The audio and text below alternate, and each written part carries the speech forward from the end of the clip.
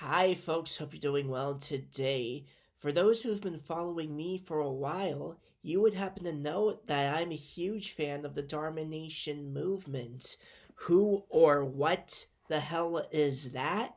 Do I mean Hindutva? No. Hindutva is misguided, and I'm not a Hindu. Dharmic nationalism is this movement that started in Nebraska, of all places, devoted to teaching the entire world about the most ancient spiritual path in the history of all existence, the ancient spiritual path of mankind and of all sentient life, which is called Sanatana Dharma. What is Sanatana Dharma? It's a Sanskrit term that would translate as natural law, or the natural way, or the natural order of the universe.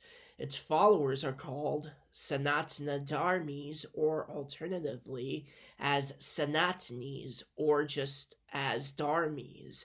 There are other names for this path as well: the Vedic tradition, Vedanta, and also the most popular one of all, Hinduism.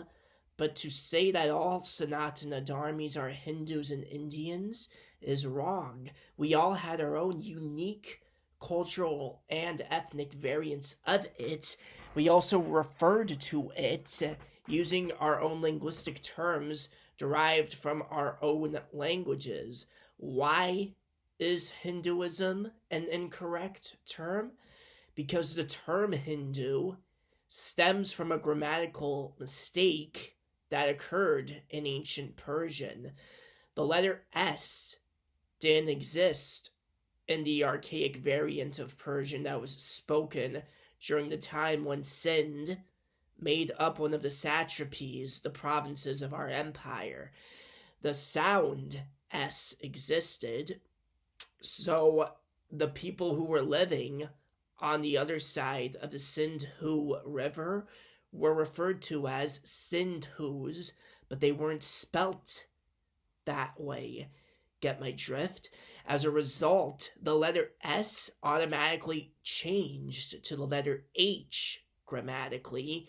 The Persian authorities referred to Indians as Hindus in their documents, and the satrapy as Hindush. Then the British arrive and remove the second H, morphing the grammar even further into the term Hindu. Since the British were the world's leading superpower, the term Hindu eventually stuck when it didn't exist before. So the terms Hindu and Hinduism are not historical. They're actually corruptions of a corruption of a word that was imposed upon the community by people who followed something else, who followed Zoroastrianism, who followed Christianity. They've been artificially imposed on Indians. Moreover, it eventually begins to be used in an ethnic sense to refer to all Indians, regardless if they were even Vedic or not.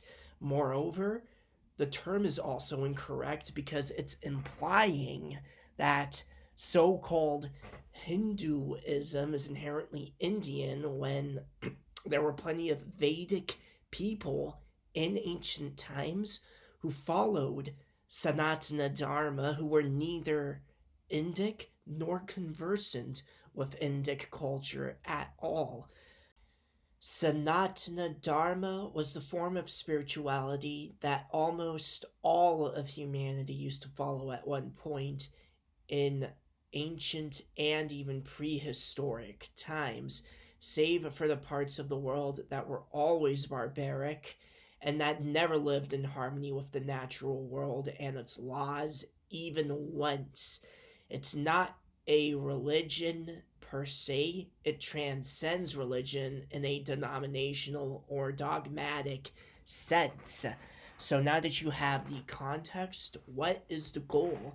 The goal is to bring about the creation of several nation states across the globe that will re engineer their societies along dharmic lines First in the Western Hemisphere, Australia, New Zealand, and Europe ideally, and then the rest of the world from there.